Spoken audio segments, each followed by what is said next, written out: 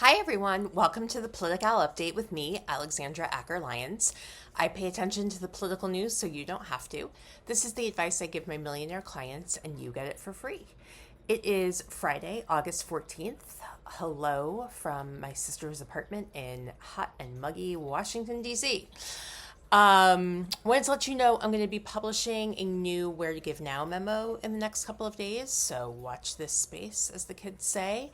I publish it on my website, aladvising.com, and also on my Substack.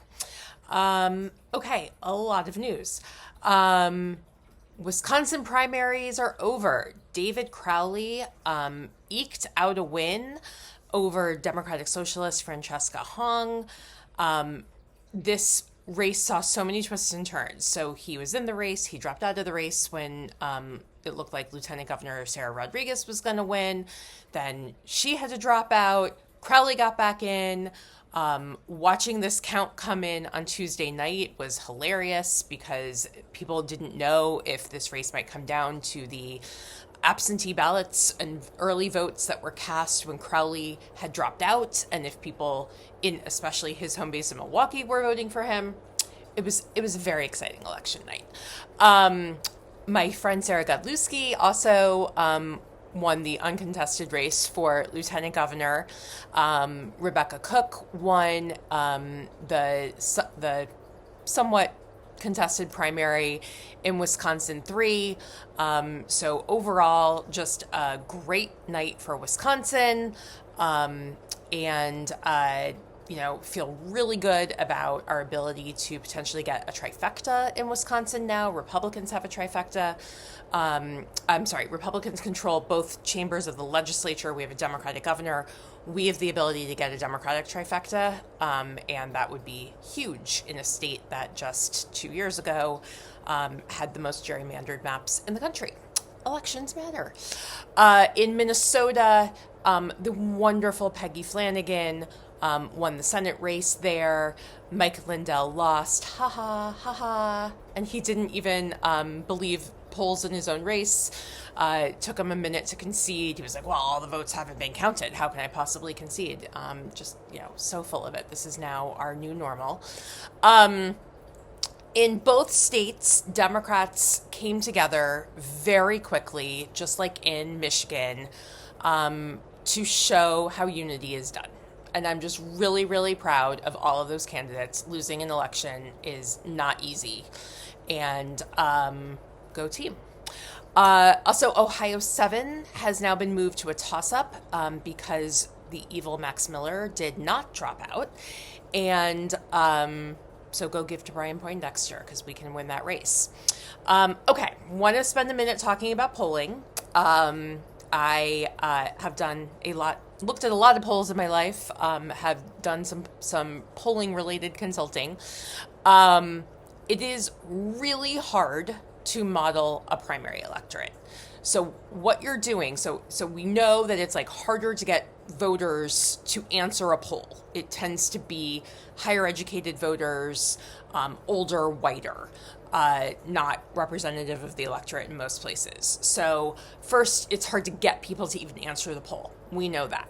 The other piece of this is that you have to say, I think the electorate is going to be 43% college educated, 23% African American. You have to come up with what a likely voter is.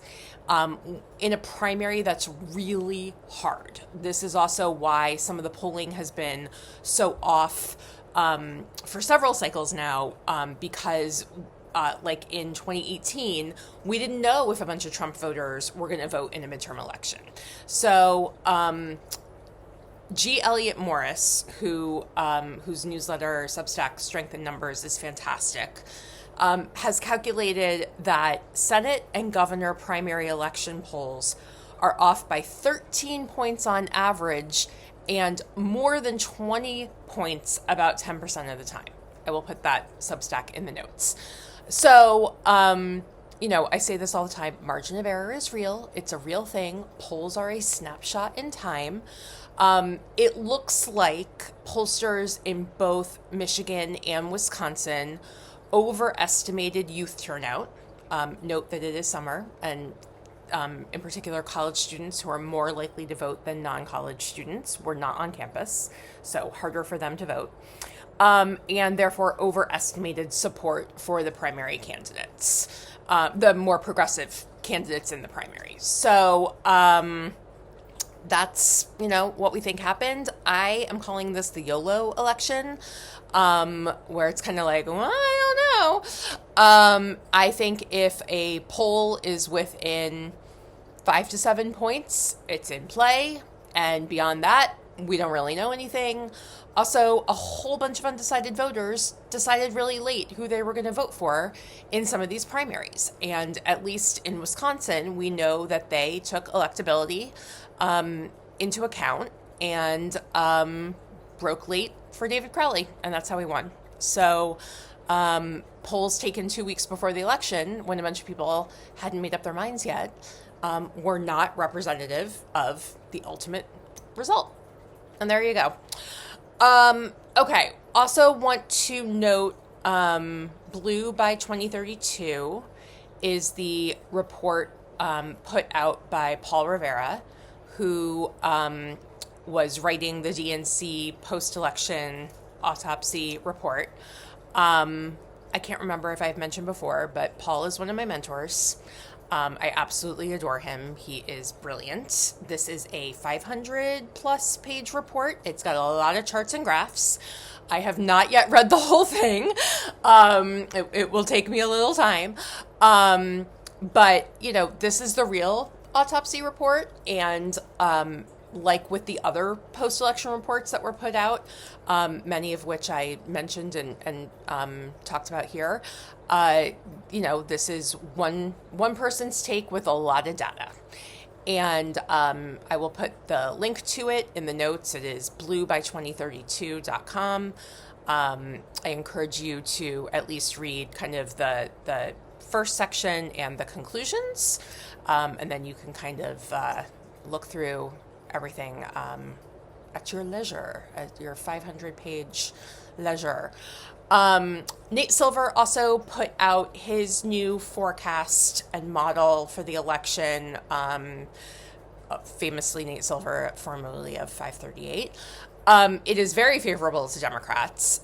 He, like many prognosticators, weigh the quality of pollsters, whether or not they're considered a partisan polling firm, includes a bunch of, fundamentals about the makeup of the district and candidate quality and the economy and all kinds of things. So, I track all the prognosticators and models, and I've got my big spreadsheet where I do all of that. And there's about 25 races where the prognosticators really disagree.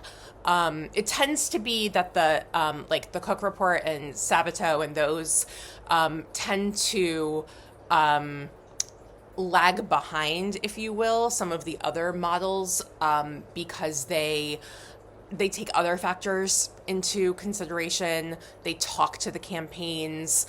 So they tend to be a little bit more like little c conservative with their ratings. So I'm going to talk more about what I'm calling the outlier races, where the prognosticators disagree, in my Where to Give Now memo. But it's really interesting and, might point to some races that will become more on the radar for folks as we get closer to Election Day. Okay, expand the map. I'm going to put a slate from the Democratic Attorneys General Association, or DAGA, in the notes. We have a number of phenomenal Attorney General candidates running in some unusual places. Iowa, Kansas, races where we really can win, and these races are a little bit more under the radar, and great use of money. AGs are obviously on the very, very front lines of fighting back against the Trump administration. Couple of quick things on 2028 has begun.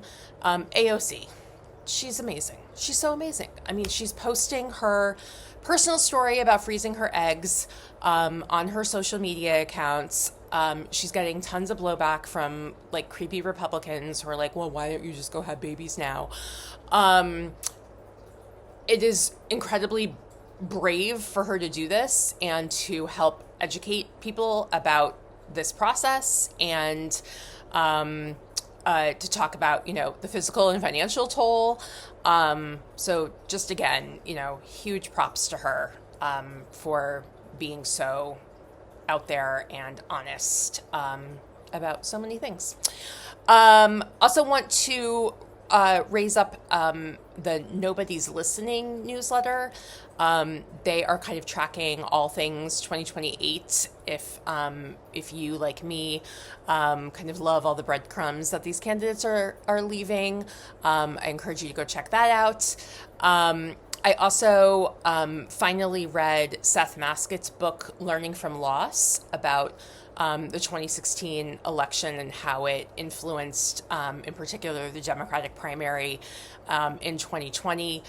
Seth is a brilliant professor at the University of Denver, and it provides a lot of context that I find really interesting and helpful as we are about to jump into yet another primary season where things are wide open and people are questioning things like women's electability and if we should nominate a white guy or if we should, should we nominate a Latino so we regain the Latino vote? And so recommend that one. And finally, my shout out of the week, you may see all over, in particular, Threads and some other social media accounts, a bunch of high profile people, and then their followers posting protect trans kids.